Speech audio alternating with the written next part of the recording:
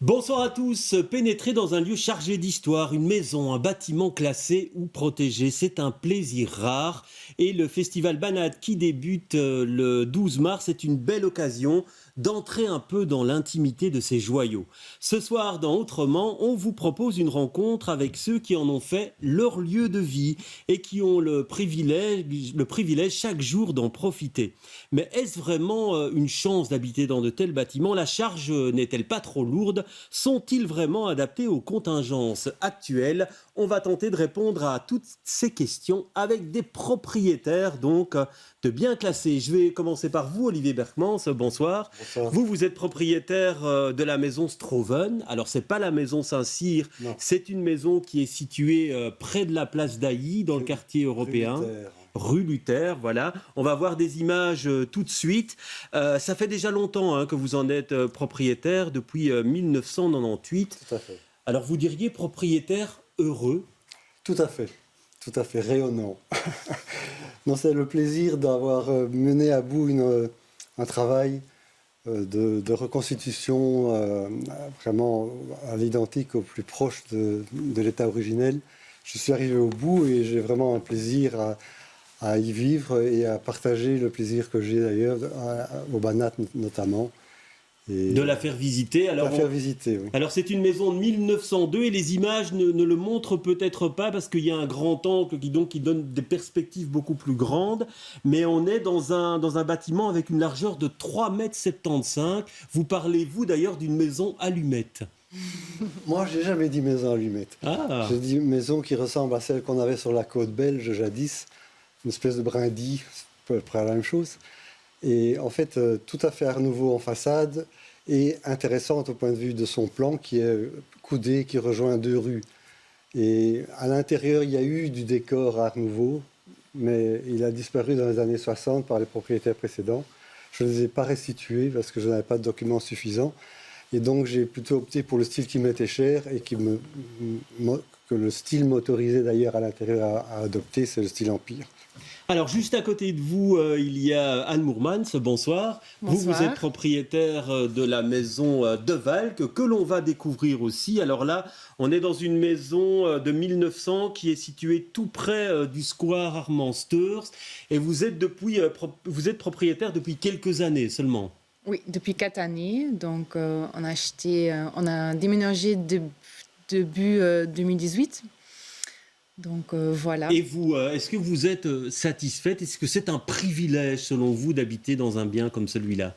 Je trouve quand même que oui. C'est très chouette de tout le temps être enrobé de l'art. Mais parfois aussi, oui, on voit que c'est pas facile comme dans une maison moderne, tu vois. Ouais, parce qu'on voit les vitraux, effectivement, ils sont vraiment exceptionnels. Et là, c'est un vrai supplément d'âme pour vous, ça, ces vitraux? Ah oui, c'est hyper beau. Vous voyez, il y a le soleil chaque matin, même s'il n'y en a pas. Donc, Alors, on a le plaisir aussi d'accueillir sur ce plateau Michel Gilbert. Bonsoir. Bonsoir. Alors, vous êtes propriétaire de l'hôtel Allais. On est donc là, avenue Louise.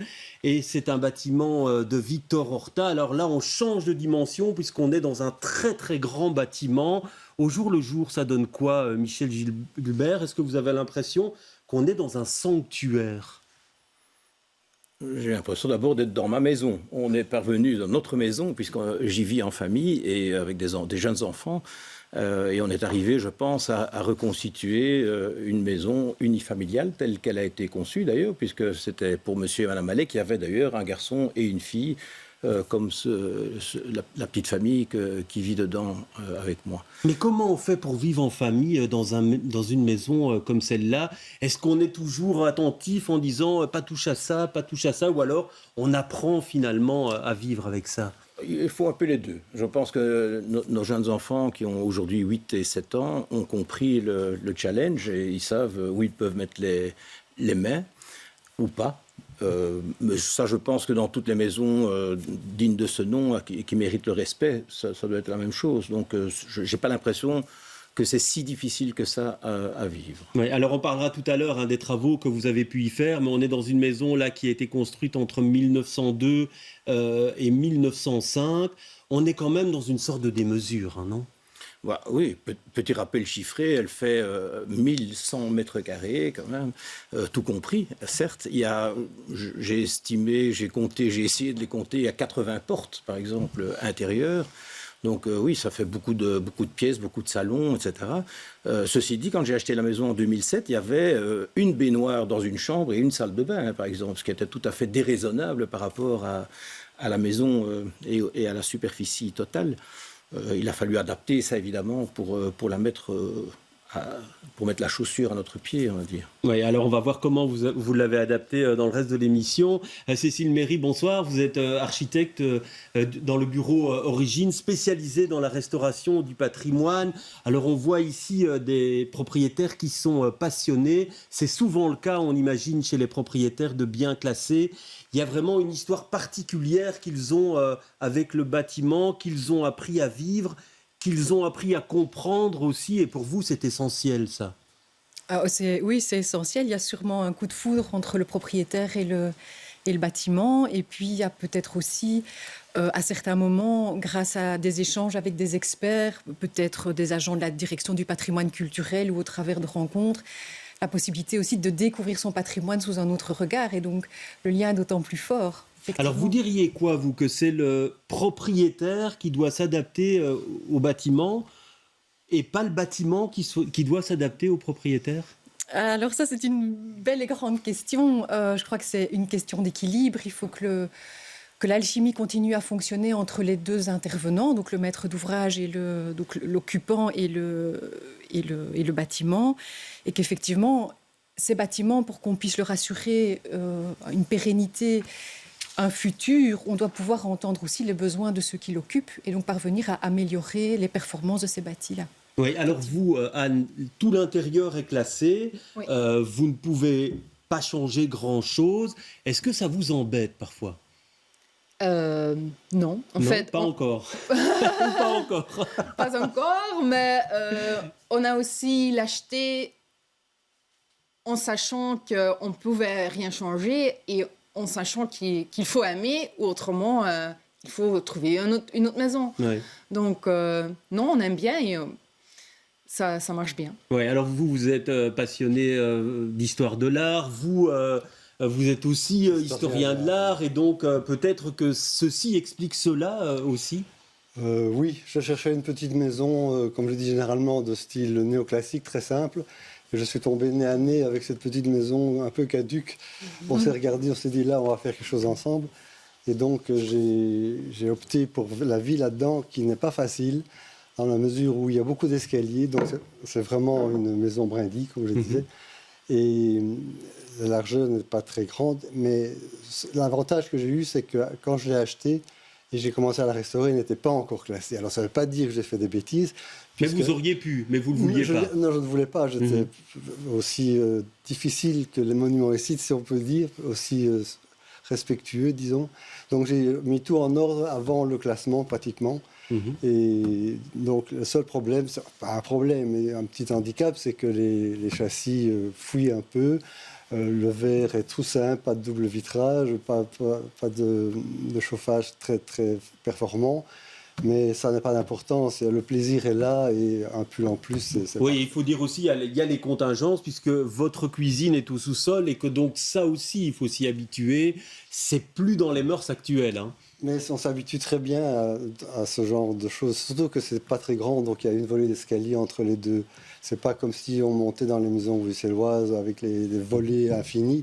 C'est très petit, c'est très facile. Et puis, de toute façon, j'ai opté, par exemple, pour la cuisine, pour une petite salle à manger avec la cuisine, ce qui correspondait à oui, donc vous êtes adapté au bâtiment, encore, on va dire ça comme ça. Tout à fait. Ouais. Tout à fait. Ouais, et pour vous aussi, oui, moi aussi, oui. Parce que là, vous avez un enfant en bas âge. C'est pas simple non plus dans une maison comme la vôtre. Non, je crois qu'on voit sur les images qu'il y a des trucs bébés partout. Mais bon, on y habite, c'est pas un musée, hein. Ouais. Et aussi, comme chez Olivier, c'est un peu plus grand, mais quand même, il y a des espaces très, très, très étroits. avant, on habitait un loft. C'est quand même autrement. Il faut s'adapter à la maison. Oui, et ça, c'est une question qu'on vous pose souvent quand vous recevez des visiteurs. C'est, vous habitez vraiment là ? Et on dit oui, bon, c'est mon sofa, c'est le parc bébé, oui, c'est chez nous. Ouais, vous, Michel Gilbert, quand vous achetez donc cet hôtel Max Sallet, vous savez qu'il y a une salle de bain et donc vous vous dites je vais faire avec, ou alors vous vous dites j'arriverai bien à un moment donné à en aménager une deuxième, voire une troisième si nécessaire. C'est venu un peu à la suite de l'évolution familiale, puisque quand je l'ai acheté, j'étais malheureusement plutôt dans une situation de divorce. Donc j'ai acheté ces 1000 mètres carrés pour moi tout seul. Puis après, voilà. Donc oui, ça s'adapte. La difficulté, particulièrement, je pense, avec une maison Horta, mais je suis assez d'accord avec ce qu'Anne et Olivier viennent de dire, mais la particularité d'une maison Horta, c'est qu'Horta faisait vraiment une chaussure pour le pied d'un client bien précis. Contrairement par exemple à Blaireau qui construisait d'abord les maisons et puis qui cherchait le client. Donc Horta faisait ses maisons pour vraiment les besoins tellement spécifiques de ses clients que fatalement c'est un peu plus difficile de mettre son pied dedans après. Si vous chaussez du 42 et que la chaussure fait 42 ou 41, c'est plus difficile. Donc et on est vraiment typiquement dans ce cas de figure-là. Et comme c'est classé de la tête aux pieds, mais ça, on est tous les trois à la même enseigne, fatalement, il faut s'adapter. Ouais. Alors ça, c'est la difficulté, Cécile Méry, et on cite souvent l'exemple, c'est presque devenu un cliché, de l'isolation, des doubles vitrages, les travaux électriques qui sont très compliqués aussi, et puis les sanitaires, les cuisines. Alors dans ce cadre-là, puisque vous êtes aussi membre de la Commission royale des monuments et sites, quelle est la marge de manœuvre ? Ça dépend vraiment du bâtiment ? Ça dépend toujours du bâtiment. Les solutions sont toujours sur mesure.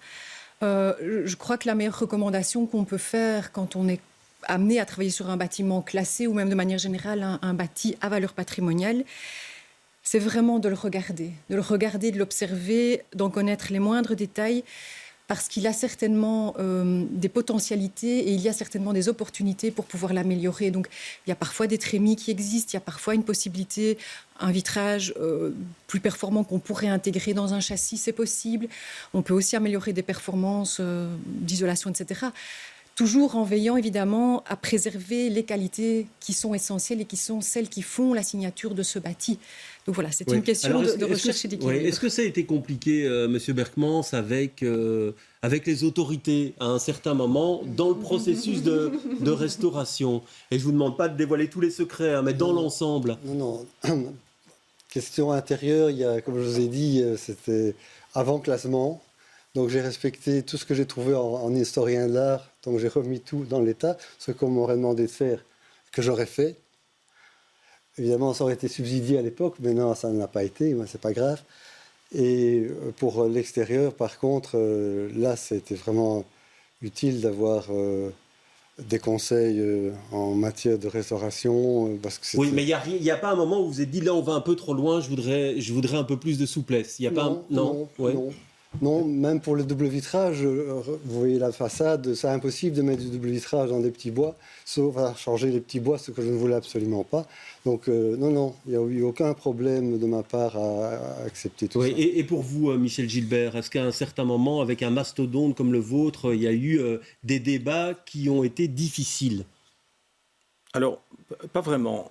Je pense que où les monuments et sites, je dis les monuments et sites, c'est l'organisme qui gère cela, doit évidemment comprendre, c'est qu'on ne peut pas vivre en 2020, ou 22 déjà, comme il y a 120 ans. Donc, qu'est-ce qui a changé fondamentalement ? C'est toutes les techniques, les salles de bain, les sanitaires en gros, et les cuisines. Pour qu'une maison comme celle que j'occupe ait la chance d'être habitée par quelqu'un de passionné et qui tient vraiment à garder le bâtiment le mieux possible, il faut faire quelques petites concessions. De toute façon, les salles de bain n'existaient pas ou étaient tellement quasi inexistantes à l'époque, on ne peut pas imaginer de continuer à vivre comme ça. Donc ça, ce sont des concessions, je pense qu'il est indispensable. Par contre, la fameuse cage d'escalier ou la verrière trilobée, il est hors de question d'en faire quoi que ce soit. Oui. Voilà. Alors par rapport à ça, ces concessions, vous dites on est au cas par cas, et donc ce sont des débats qui peuvent être très longs finalement avec les autorités. Qui peuvent être très longs, comme ils peuvent parfois être très efficaces.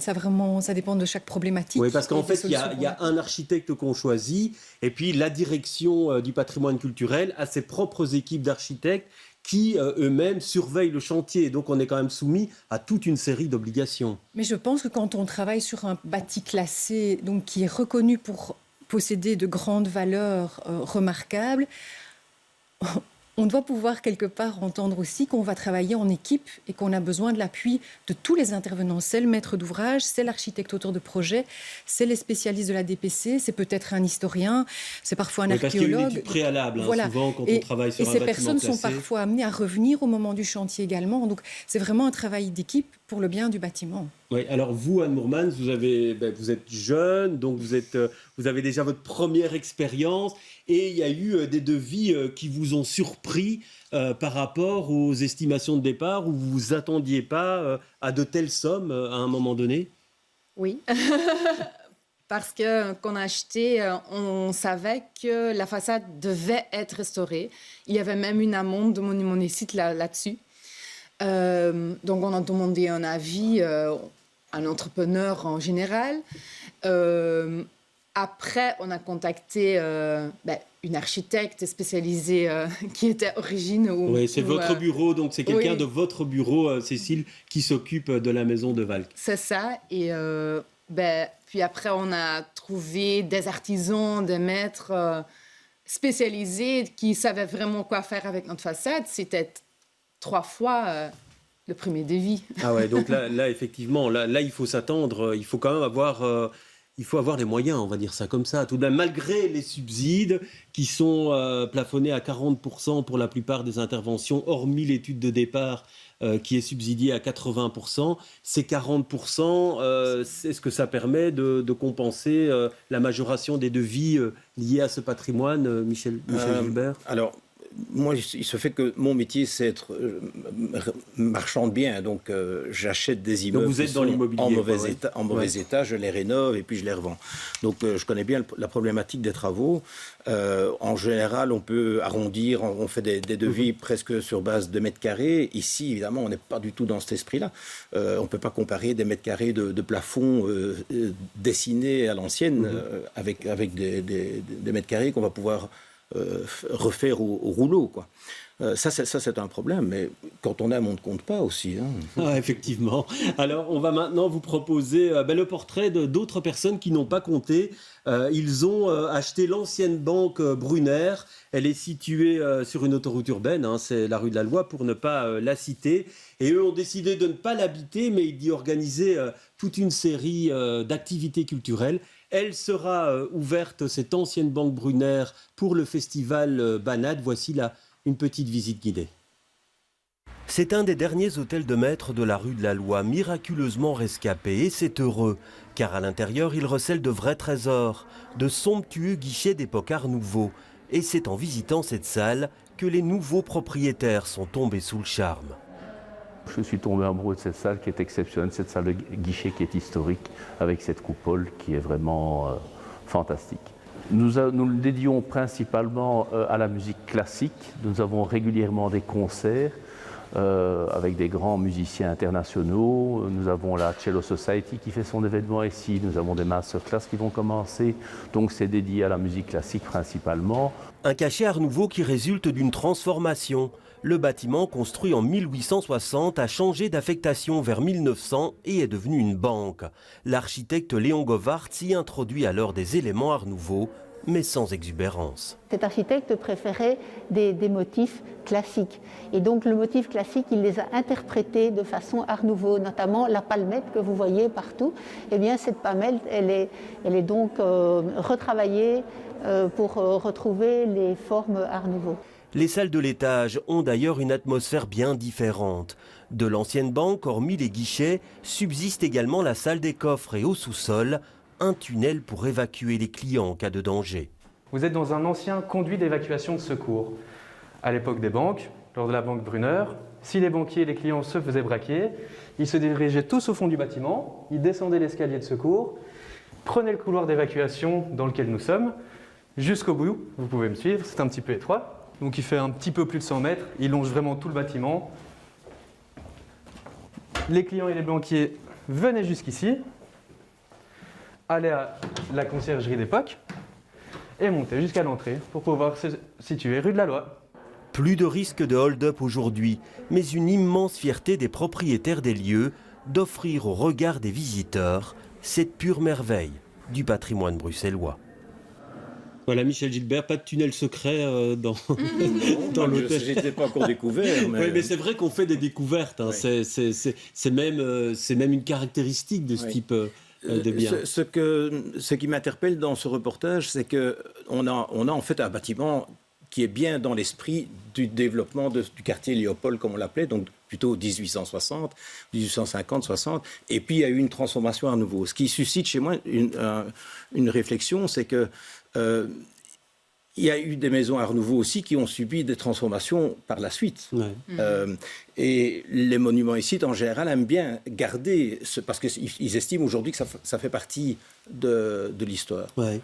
Et donc, jusqu'où on va, quoi? C'est ça aussi votre question Oui, où justement, on tombe sur un propriétaire qui est tellement fou de l'architecte, Victor Horta, pour ne pas le citer, qu'il s'empresse de démolir tout ce qui n'est pas de Victor Horta, dans un bâtiment non classé, bien entendu, parce qu'il ne peut pas supporter que quelqu'un ait mis sa main dans un immeuble. Ouais, c'est une belle question, hein, ça. Jusqu'où on retourne jusqu'où, Cécile Méry? Alors, je vais vous demander de répondre en 1 minute, et c'est impossible, mais je vous lance quand même le défi. Vous pouvez me lancer le défi. Je pense qu'à nouveau, il n'y a pas de recette. C'est une analyse du bâti qui permet d'évaluer les qualités de ce bâti. Il est possible qu'effectivement, tout ce qui a été adjoint au bâtiment soit de moindre qualité et qu'on décide de revenir vers un état plus ancien. Et puis, il se fait que parfois, des différents états cohabitent ensemble et créent justement ce cachet et cette lecture du bien. Donc, c'est vraiment... Et actuellement, quelle est la tendance, puisqu'on sait que finalement, dans les logiques de restauration, elles évoluent au fil du temps. On est dans quelle tendance aujourd'hui, selon vous? On est dans des tendances où... En tout cas, je pense qu'on essaye de tenir compte de toutes les couches qui peuvent avoir été appliquées sur un bâti. Effectivement, ça doit toujours être évalué par rapport aux impacts pour les conserver. Mais il y a cette volonté, en tout cas, d'un respect de ce qui a été réalisé et d'une volonté également de transmettre aux générations futures ce bâti. Alors, une autre question qui se pose, c'est trouve-t-on les corps de métier pour réaliser à bien les travaux de restauration? Vous répondez quoi à cette question, Anne? Pour une petite maison comme la vôtre, on trouve facilement des gens compétents pour venir y travailler? C'est difficile, parce qu'aussi, pour les subsides, il faut parfois 3 offres. Mais on ne trouve pas 3. Ouais. On trouve que peut-être on trouve 2. Et aussi, le chantier de M. Gilbert, c'est plus grand que mon chantier.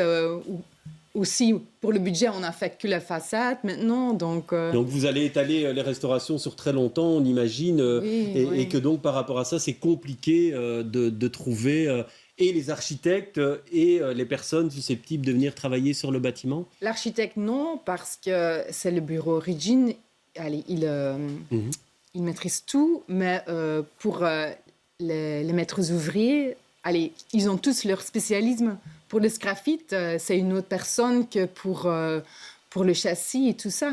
Ouais, pour vous, ça a été plus facile, Michel Gilbert, ou ça a été la galère? Ça a été la galère pour ma première maison Horta, puisque j'ai eu la particularité de m'attaquer à 4 maisons Horta, dont la première n'était pas classée, et j'ai pu faire mes armes le mieux que je pense, mais bon, voilà. C'est très difficile au début. Une fois qu'on a les corps de métier, je rejoins ce qu'Anne vient de dire. Vous les gardez précieusement. On les garde et on sait à l'avance avec qui on veut travailler. Et néanmoins, on est obligé de demander des devis supplémentaires. Ça peut être une ineptie, mais d'un autre côté, je crois, sauf erreur de ma part, que ce n'est plus d'actualité. Pour en tout cas les bâtiments détenus par des personnes privées, un seul devis est suffisant. Ouais, Olivier Berkman, vous avez eu le même problème ou Moi, ça a j'ai eu la été chance de tomber sur un architecte, Géo Moret, monsieur Géo Moret, qui était aussi passionné que moi par la maison. Donc on a travaillé ensemble. Mais lui avait la responsabilité de trouver les corps de métier. Oui, avec un délai d'attente qui peut être très long aussi parfois. Mais Ouais. il faut être patient. Il faut être patient, Ouais. même vis-à-vis de l'architecte, parce qu'il a beaucoup de travail, etc. Mais je vis dedans depuis le départ et j'ai vécu des transformations avec grand plaisir. Oui, alors Cécile Méry, la dernière question, elle sera pour vous. Est-ce que le savoir-faire, on le trouve encore aujourd'hui ou alors il y en a certains qui ont disparu et que c'est catastrophique pour certains bâtiments? Alors, les savoir-faire, c'est difficile. Effectivement, on parlait tout à l'heure du coût. Le coût, je crois qu'il faut se rendre compte que quand on est sur un bâti classé, le coût est élevé parce qu'effectivement, ce sont des techniques ou des savoir-faire qui parfois n'existent plus ou qu'il faut pouvoir retrouver ou qu'il faut tester. Mais je crois aussi que quand on est dans un bâti classé, si les coûts sont élevés, c'est parce qu'on veut transmettre ces savoir-faire. Et donc, c'est aussi cette idée-là qui est derrière ce patrimoine, c'est de se dire que, OK, on essaye de préserver ce patrimoine, on essaye de le transmettre, et ça va aussi avec tous ces savoir-faire qui méritent en fait d'être entretenus et d'être perpétués. Ben merci en tout cas d'être venu sur ce plateau. Merci à vous tous de préserver ce patrimoine et de l'offrir donc aux Bruxellois, puisque tout veut bien, on pourra les visiter à l'occasion du festival Banade qui commence le 12 mars. Et alors les réservations, elles sont déjà ouvertes. Vous voyez le site internet et il faut se presser puisqu'il y a certaines visites qui se remplissent très très vite. Merci d'avoir été des nôtres. Autrement, c'est terminé pour ce soir. Très bonne soirée à tous.